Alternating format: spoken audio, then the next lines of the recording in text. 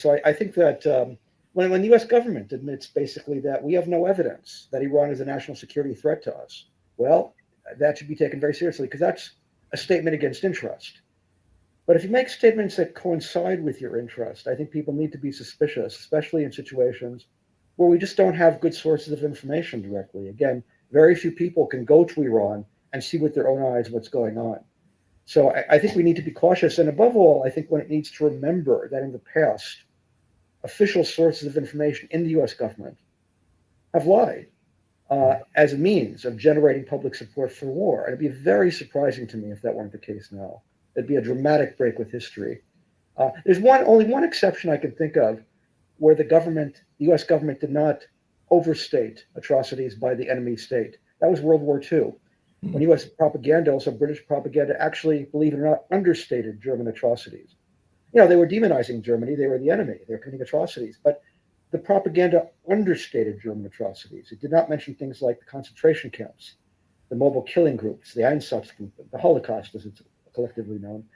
I think most of the reason they didn't do that is because World War One, the German atrocities have been so overstated by official sources. They feared nobody would believe them if German atrocities again were brought up.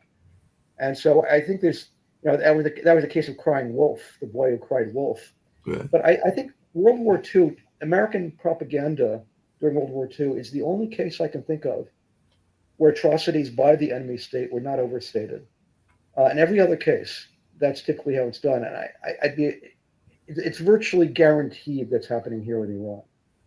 How much of it is a concern around being our policies of either being isolationist or being more interventionist, or a number of other ways that we treat our foreign policy? Because definitely it seems like we are doing a lot of things that are fraying our relationships, even with our allies. I'm thinking about tariffs. I'm thinking about a number of other things as well. And I know that there are efforts to try to calm some of those tensions and everything like that. But I'm wondering how much is that playing into the narrative, the way that it's being presented by the current administration? Because he's definitely presented it almost as it seems as if Iran could be the second target. I mean, Venezuela was clearly the first target and everything like that. And like I said, we're still trying to figure out what's going on with the trial and everything. And even though they captured the leader of Venezuela, the second in command is now in charge, even though to some degree the president says that he's in charge, even though that would be him running two countries and everything like that. But I'm just wondering your take on this whole notion of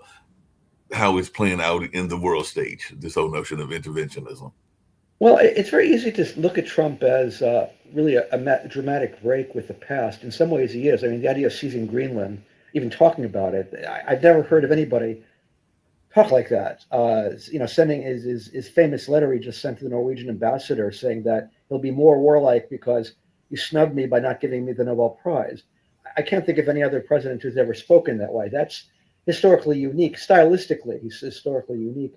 Some of his actual policies certainly do diverge from the past. The open use of tariffs as a strategy and to do it systematically and enthusiastically, that's something that hasn't happened since before the New Deal. So there are some real divergences by Trump, both not only stylistically, but also substantively. But I don't think we should overstate them. When Trump said, for example, famously said he doesn't really care about international law, people were very shocked by that, but they shouldn't have been shocked because the U.S. policy has never really obeyed international law. The United Nations Charter forbids military action except in clear-cut cases of self-defense or when authorized by the Security Council. The U.S. has often violated the UN Charter, brazenly done so. And so I don't think we should be that shocked by Trump disregarding international law. I mean, the fact that he said it quite so brazenly, stylistically, that's new. But the basic idea of violating international law, that's not an innovation. So I think we need to be careful not to overstate the degree to which Trump is a break with the past. Because some of what he's doing, the interventions in Venezuela, of course, have clear precedents in American history going back to, Theodore Roosevelt and William McKinley. More clearly, of course, they remind us of the 1989 invasion of Panama, brazenly illegal international law, in which we also kidnapped the leader of the country, Manuel Noriega, and put him on trial. I'm not a lawyer, and so I can't really evaluate this at a purely legal level, but I find it almost hard to believe. I find it astonishing that it was possible to convict Noriega in a court of law in the United States, given the brazenly illegal way he was kidnapped. But then again, the American courts have always deferred to the executive on anything involving international relations. Bear in mind that the Constitution says treaties are the law of the land, and the UN Charter is part of a treaty. So when Bush invaded Panama in 1989, that was a violation of the Constitution. But again, the courts have deferred to presidents, as I said, on these types of issues. And so, sort of legally laughable cases like the one against Noriega were actually brought to court and brought to trial, and he was convicted. As I'm sure Maduro will be convicted, because there's no way it would bring him to trial unless they could get a conviction. Despite the brazenly illegal way he was kidnapped. Yeah, along those same lines, I brought in Dr. Sharif, and like I said, I brought in Rick as well, and they may have questions also. But Dr. Sharif also talks, because he comes from Bangladesh, about, as does one of the founders of the network, about how we don't hear enough about some of the conflicts that are going on in their part of the world and some of the coverage in that part of what's going on. And also he's working with his students to try to be, just like you are, a more peaceful world and all along those lines. But I just wondering, do you think that we pay enough attention to the Asian theater? You are a student of history and all along those lines, but I just wanted your take on how we're treating the Asian theater in terms of our policies. I mean, like I said, Iran is definitely part of that theater, but there are other countries like Bangladesh and Pakistan and a number of others. But I just wanted your take on how we're treating the global community, particularly those in Asia and Africa. If you ask me, I just want to say in that way, honestly speaking, I do not see there is enough attention from Western world and Western media for these Asian communities. And if you see this present economic growth, the populations of Asia Pacific, and the political influence and the economical influence and cultural influence, what actually Professor David discussing on his speech. It's heavily creating positive impact in South Asia, in Asia Pacific. Asia is the future in terms of economics, in terms of culture, in terms of the 21st century's growth. Even if you see that Donald Trump, how aggressive he was regarding Venezuela president, he bring Venezuela president to USA. On the other hand, in terms of Iran, he is not active at all.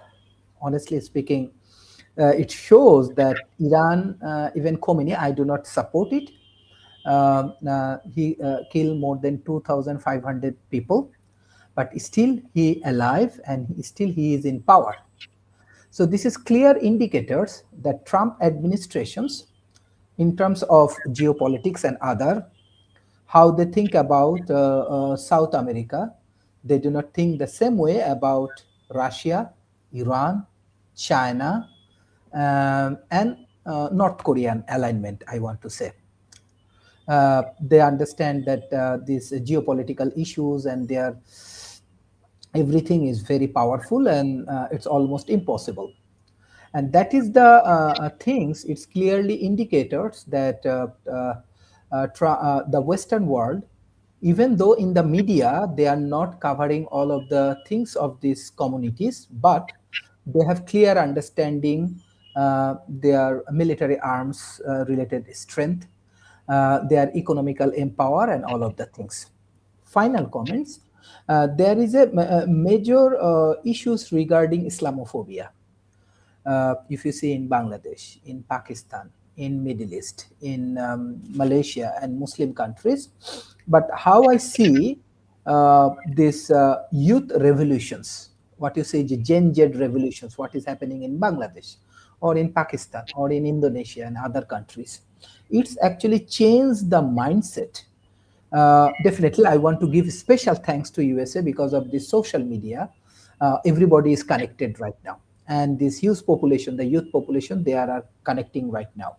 This Gen Z, with their political involvement in this emerging economy like Bangladesh, like Pakistan, like Malaysia, like India, it may change geopolitical mentality, and it will change this Islamophobia and this kind of culture. So that is the things. I think that USA has clear understanding about this Asian revolution, and hopefully, with the alignment of North America and European Union, Asian economic and social and political revolutions will move forward and make a very positive momentum for us. And definitely, I want everyone to contribute in these things. So I call it Silk Route 3.0. So Silk Route 3.0 will happen in this South Asia, in this Asia Pacific, but definitely we need modern science, engineering, and technology from Western world. That is my comment. Thank you. Appreciate it. Hey, David, just really quick, and I just see your hand, Richard, Rick, and everything along those lines. But how much do you find that your students are engaged and interested in history and world politics and all along those lines? Because I know that one of the things, and part of the reason that Nick and Kim founded this particular network is because they are afraid that there are certain issues, whether it's fiscal literacy or other things that aren't discussed enough in our mainstream media, and they would like to see it more out there in terms of public discourse and everything like that. But I live not that far from Duke University, and I know that there are other universities here, whether it's UNC Central or NC State and a number of others. And I do have friends in the academic space, both as teachers and as students. As a matter of fact, my nephew is going to go off to college next year and everything. But I was just wondering, how much do you find that the students are actually engaged in these kind of conversations when you talk to them? You're directing that question to me? I am. Okay. I find students right now are very obsessed with Donald Trump, for and against, most of them against. And it seems politics revolves around Donald Trump. It's revolved around Donald Trump in the United States. Again, I'm speaking from an American perspective here. For the last 10 years, that's all really we've been talking about. Too much in my view, but nevertheless, it's become such an obsession that what's going on in the rest of the world, Dr. Sharif mentioned Asia, obviously there's, that's just one thing basically that is off the radar screen for American college students because of the obsession with domestic politics. We always, in this country, it tends to be a bit parochial, it is true. And I think the parochialism has increased in the era of Donald Trump, given just the singular focus on that one issue. I don't think it's very healthy. That makes sense. Rick? So I was thinking about David's comment earlier about how you can't blame social media for all the misinformation we believe in. And I was thinking back to when I was a kid and the news landscape back then, where we had Time Magazine, Newsweek, and we had the nightly news. And that was, for national stuff, that was it. And we weren't as invested in it. And I remember I grew up in a Republican household, but my dad was a small businessman in a small town, and most of his, information and points of view came from him bantering with dozens, maybe hundreds of friends and neighbors, every day. There was a lot of verbal interaction, and the other information was more sparse and slow. If somebody was trying to recruit you to the John Birch Society, which was a hard right-wing organization, they had to do it over the mail. They couldn't even get you on the phone because long distance cost money.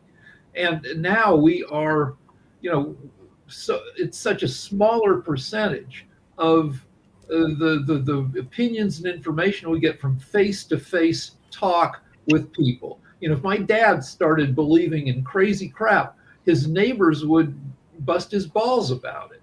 And now we get so much more messaging from people who aren't our friends, people who are semi-anonymous to us.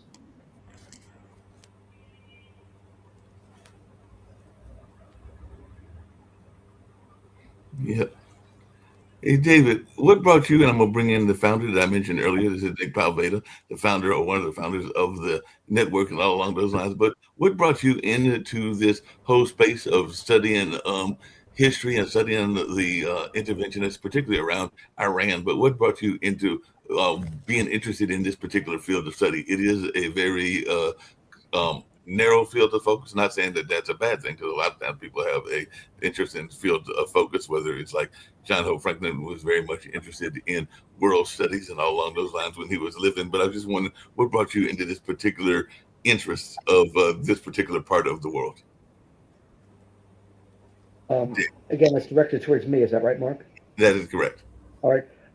I grew up as a child, basically, during the Vietnam War, and I remember the Vietnam War very well, and the conflicts over the Vietnam War. I remember when I was 13, the publication of the Pentagon Papers, made available by Daniel Ellsberg, and I remember the controversy surrounding that.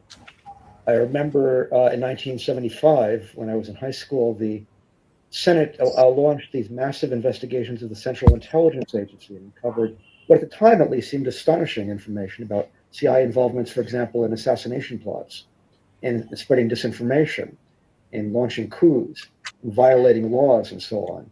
And so I think that was the context in which it sort of forged an interest in international relations and gave me a somewhat skeptical eye for official information.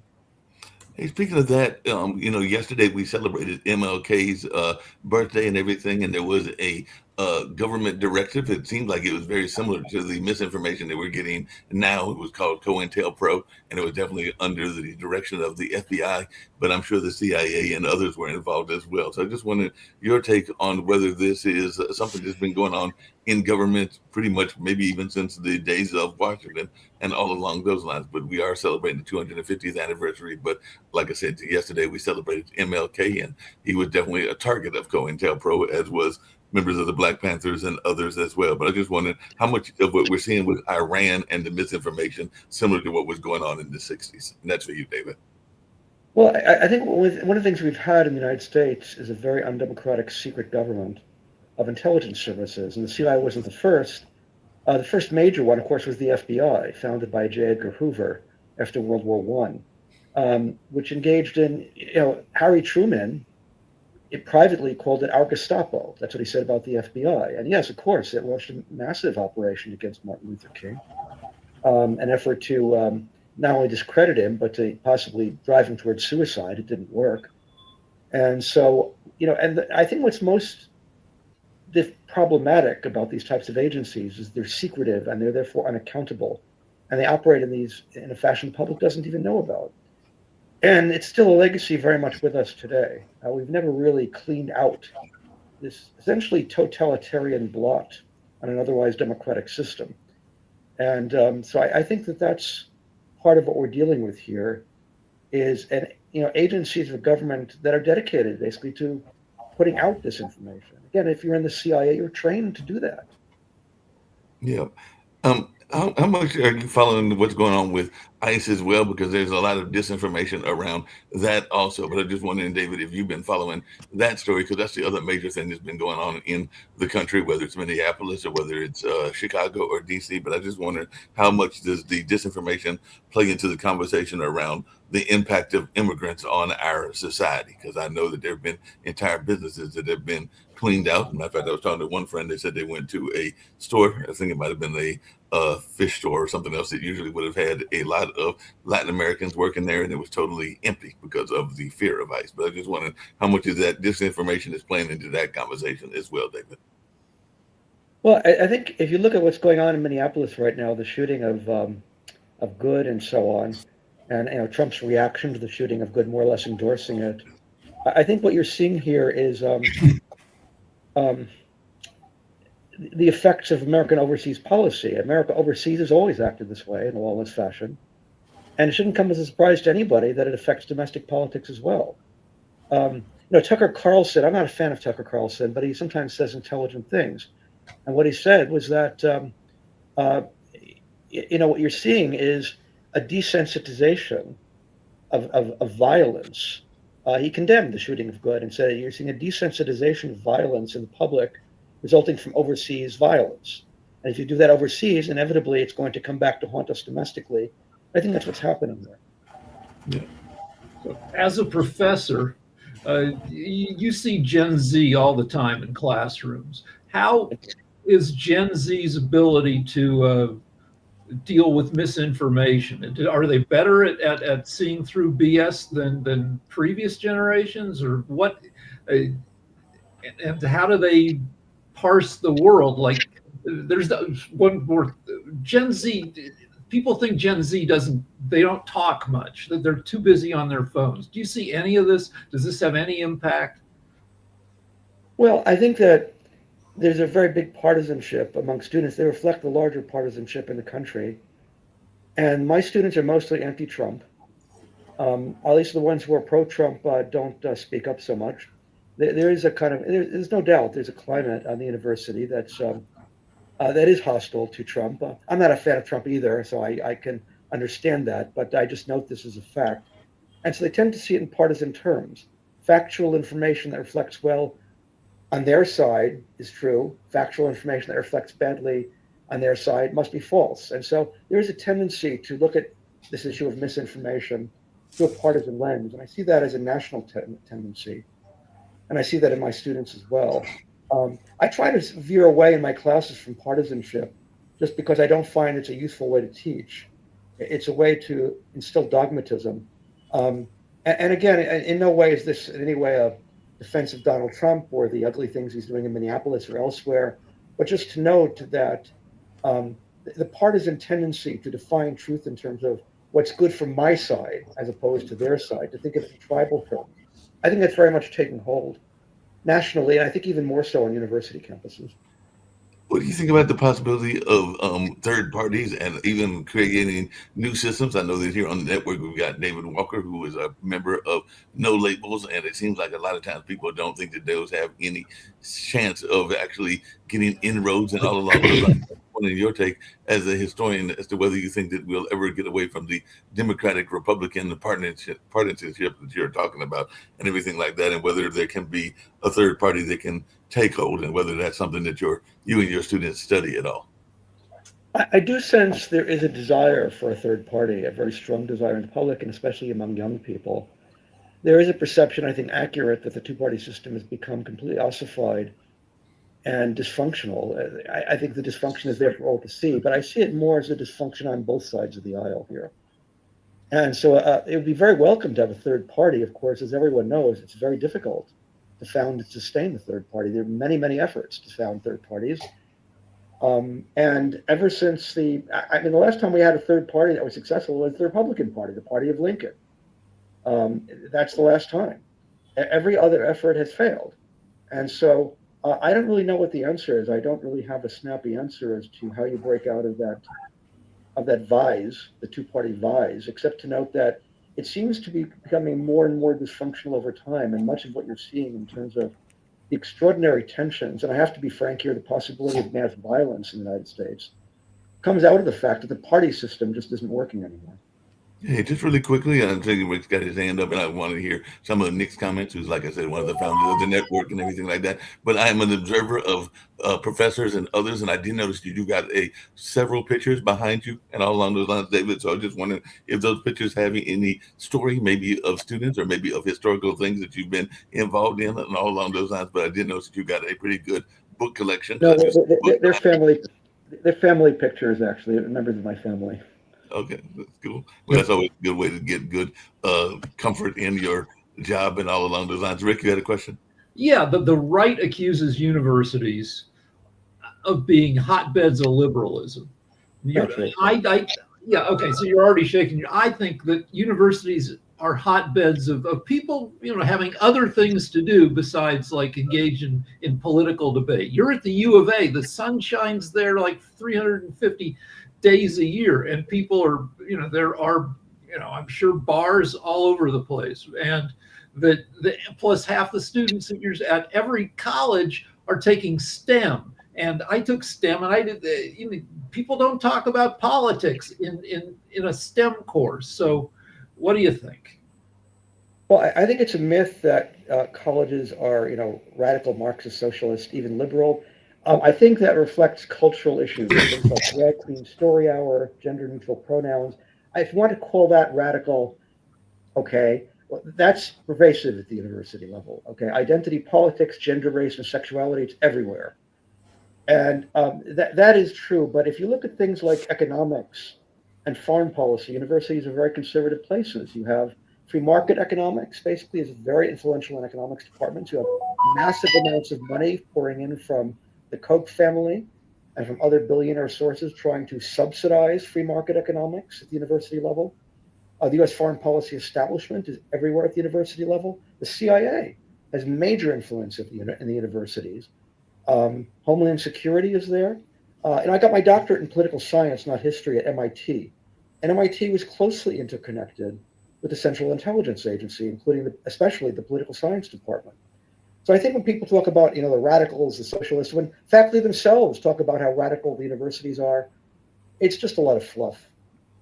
Hey, speaking of a lot of fluff, and you do have that political background, and Nick now lives in Spain. He was one of the founders, and he had some times that he was at Miami. I know he's regretting that the University of Miami lost the championship, even though it was a valiant effort and all along those lines. But I just wanted your take on this move, because there's been a push, I would say, during COVID for a lot of people to be expatriates, whether that was moving to Canada, whether that was moving to France, whether that was doing like Nick did and moving to Spain. And like you said, we all can't afford even going to Iran to see directly what is going on. But I just wondered, are you seeing a lot of students that are coming to you from other countries and that want to return? Because even here at Duke, I've met people from China that were getting their education and then wanted to return back to the Chinese mainland or to Taiwan in some cases and everything like that. But then I've also seen people that literally have wanted to move to those countries to live and everything. So I just wondered, what is your observation of students that are in this expatriate movement? David.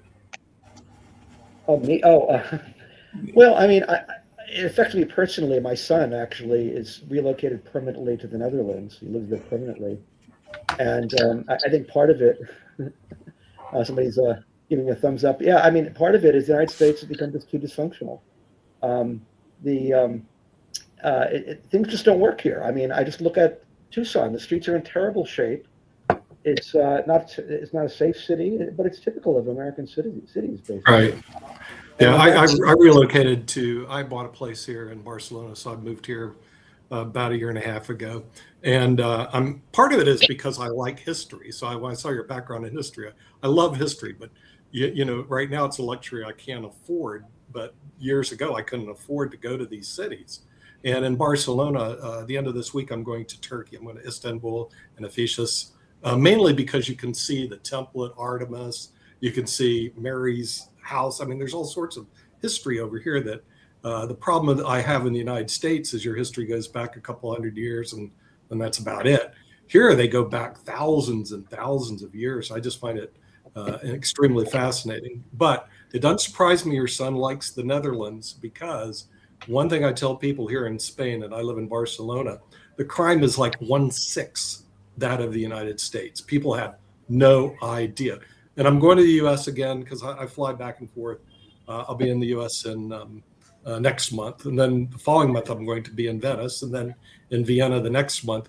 But every time I go back to the U.S., I'm scared to death. I'm going to go to L.A. I'm going like, to me it's like crime city everywhere you go. But in Europe, I feel safe. So I just I don't know. I'll tell you what's going on right now here in Europe for people that don't know. The people here are going crazy about Trump because Greenland, it's like he committed a sacrilege to even suggest he's going to take Greenland. Everybody here is up in arms, and people don't know how big the European Union is. We got 420 million people. It's probably the second or third largest economy in the world, and this guy treats us like we're dung, and that's just absolutely not true. And the problem also here, the people are very nice and very professional, unlike they view the United States to be a bunch of yahoos, coming off a ranch somewhere, which, by the way, given what I see the political climate over there, it might be true. So congratulate your son for moving to the Netherlands. That's on my list in June, where I'm going to go to Amsterdam because they have the Rijksmuseum, and it just looks like a great city to be in. I think it's good move. Let's just really quickly, I just see your hand again, Rick, and everything. But what is something that you were shocked about? Because I mean, we have perceptions of Iran. I mean, there's the whole notion of the Shah, because people remember the Shah back in the day and everything like that. And there's some people, I guess, that want to return back to the days of the Shah. And then, of course, there's the Ayatollah and all along those lines. But as one that has studied Iran and some of this misinformation, what is something that has surprised you about in your own knowledge of Iran, David and Professor Dave? So what's something that has actually surprised you that you've learned about Iran that you were not expecting when you were doing your political science research? Well, Iran has a formidable military capability, especially in missiles, and I think one of the reasons Trump decided not to strike them again, one of the reasons the Israelis didn't strike them again, is that in the 12-day war launched by Israel against Iran, in which the U.S. participated, by the end of that war, Iran had the upper hand. Israel was not able to intercept Iranian missiles, which were doing a lot of damage to Israel's infrastructure. Had it continued much longer, Israel would have suffered very substantial damage, and that's why they sought a ceasefire.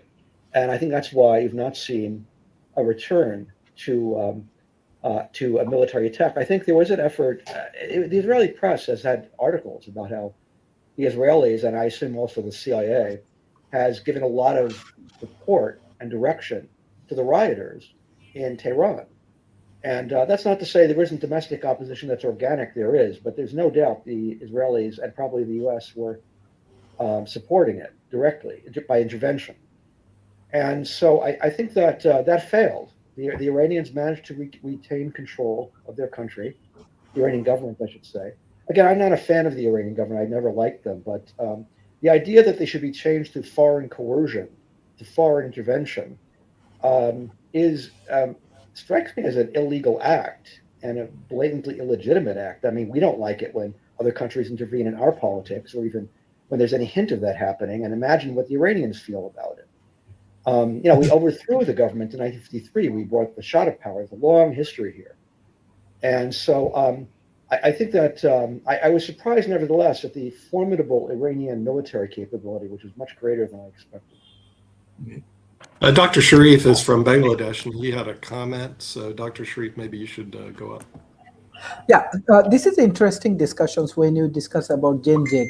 And I run World Talent Economy, so I do more focus on the youth in South Asia and other part of the world.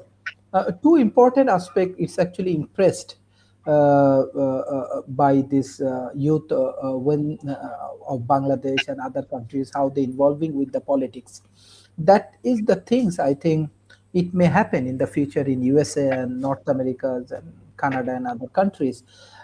Because how I see through the social media, this youth, this Gen Z, they are very connected, and they are well aware. They have a clear vision that what they want to do. Look, let's say next month we have our elections, and we already get third party through the youth, because youth build up their own political party. They get huge popularity. They join with some sort of right-wing politicians, and they run even the government in our countries. The youth, they run the government. They're under 30 years old. And how I see they are very successful compared to the old, I'm sorry to say, we had all of the old, corrupted, uneducated politicians in our countries.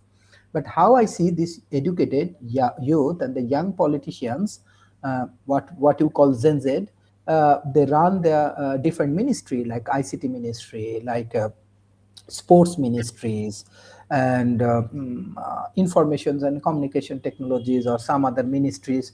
They are performing well. They're performing good compared to the old and corrupted politicians. So that is the symbol that if this Gen Z get opportunity, they can change even political system.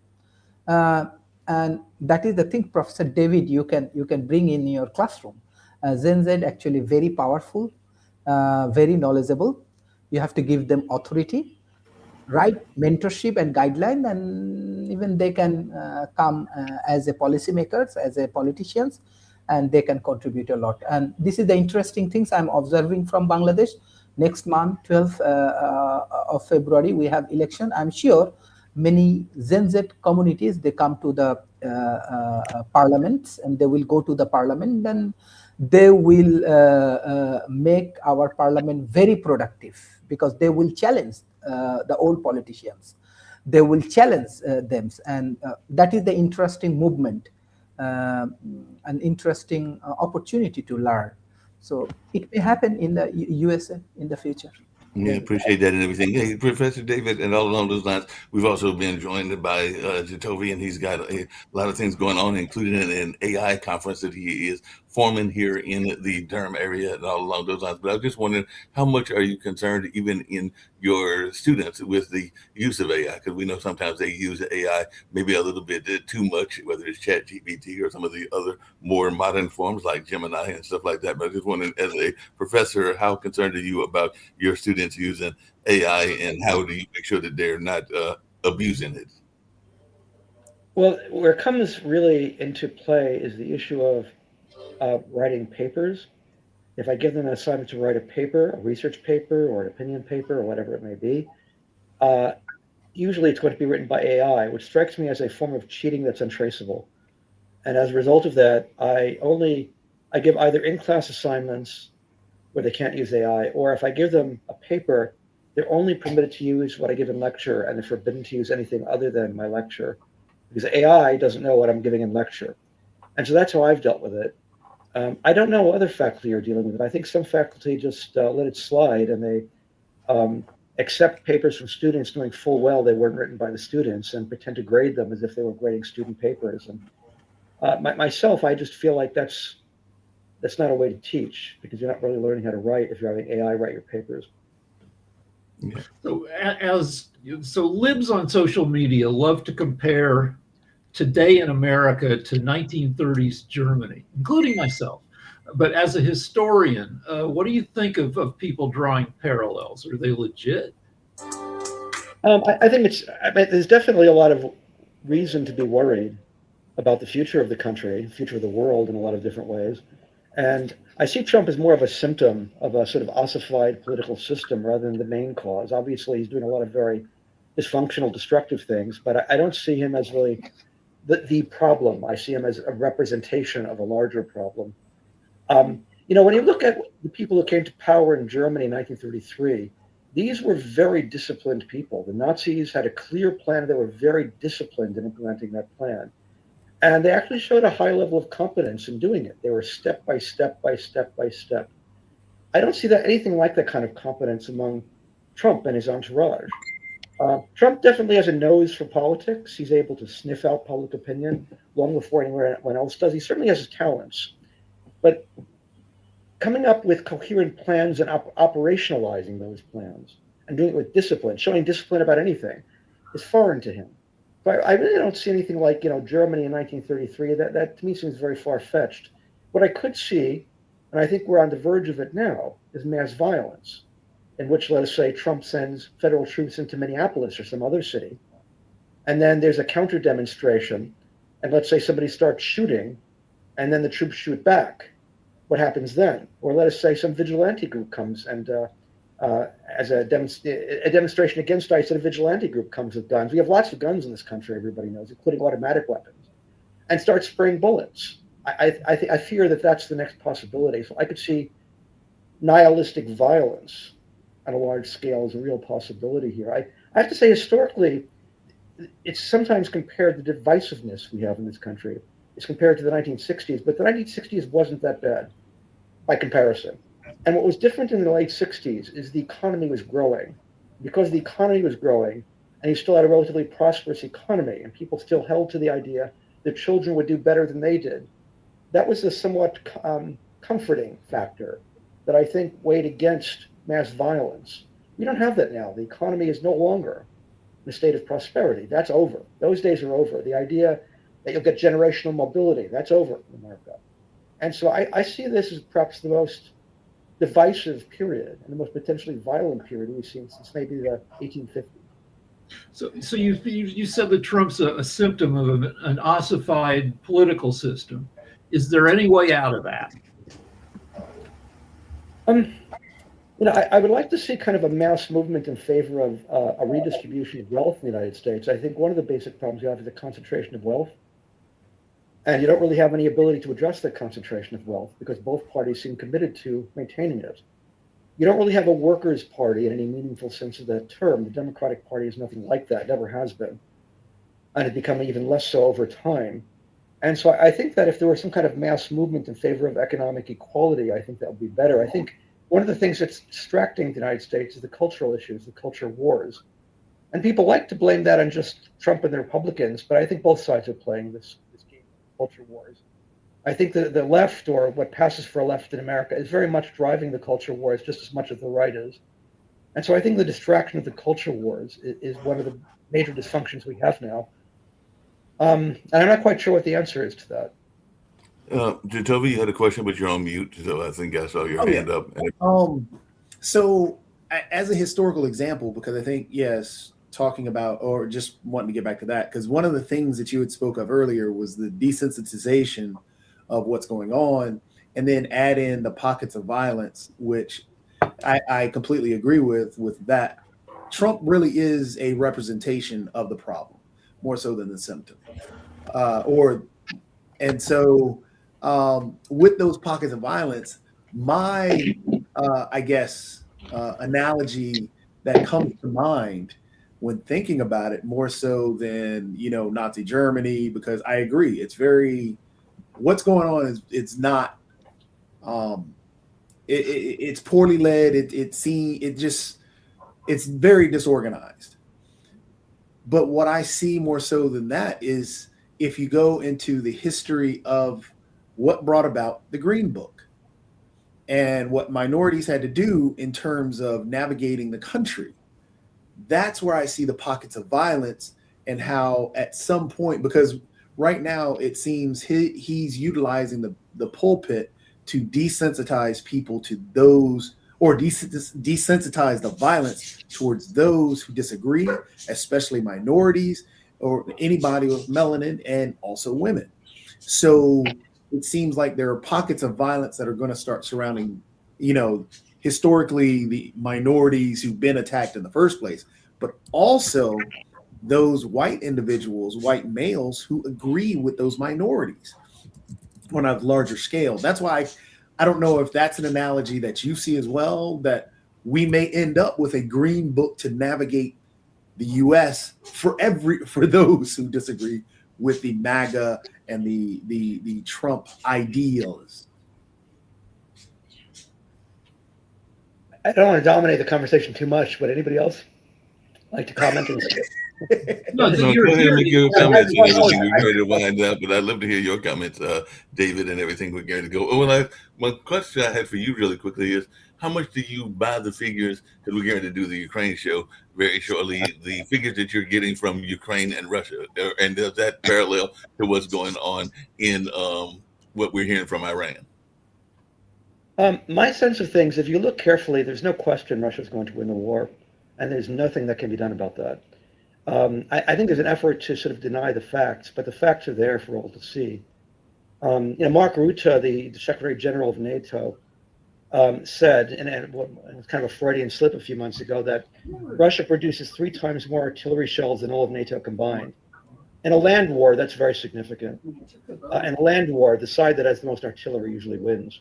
And 3 times more, that's a lot. That's a lot. John Mearsheimer, a leading expert on war, University of Chicago, thinks it might be higher than 3-1.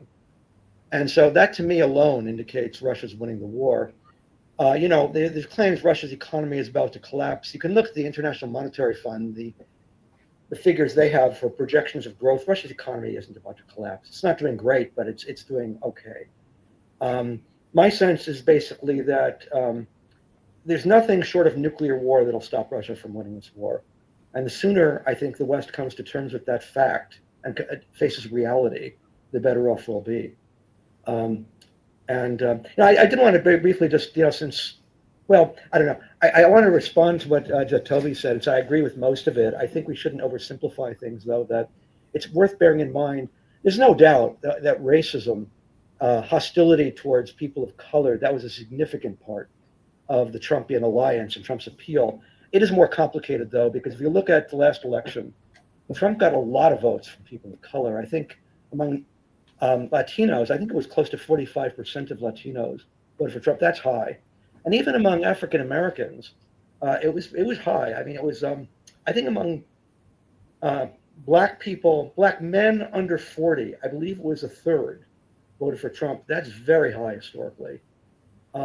So, there's something about, I think class has something to do with this also. Trump has a very blue collar style, and he's very hostile to what he calls political correctness, woke, whatever you want to call it. My sense that plays well with working people. And that is part of it. There's a culture, there's a perception of a culture of disrespect towards working people, and Trump plays into that. Let me say, I think that culture, that perception is a real perception. I think that's a real problem, that the mainstream culture disparages working people, and it should come as a surprise to no one that they don't appreciate it. And Trump, with his crazy verbiage, plays into that. Now, of course, his policies have been terrible for working people, but the culture wars, once again, seem to be driving things here, and Trump rationality. So what does victory for Russia entail? Taking the whole country or just taking the 20% it holds? No, I don't think they'll take the whole country. I don't think that was ever on the agenda. The idea of them invading Europe, I think that's just a fantasy. I think the problem with occupying the whole country is I think that the Russian leadership, beginning with Putin, remembers Afghanistan, remembers Eastern Europe, and how expensive and destructive that was. They don't want to occupy people who don't want them. I think what they want to do is occupy the Russian-speaking areas of Ukraine. I think that's a legal act, by the way, and I think everybody should deplore how this is playing out. Although, again, I think this could have been solved diplomatically, and so I very much am critical of the West for not taking the diplomatic off-ramps that were offered many, many times along the way. So I see much blame to go around here, but the basic fact is that Russia's going to win, and there's nothing that can be done about that. And that will entail... And we're going to have to go because we're at the hour. And believe it or not, our next show comes from Kyiv, Ukraine. It's called Russia, Ukraine, and China. And the thing is, it's actually broadcast out of Kyiv. And we'll see you next time on the World Edition. Until then, everybody, I say stay safe. That would be best.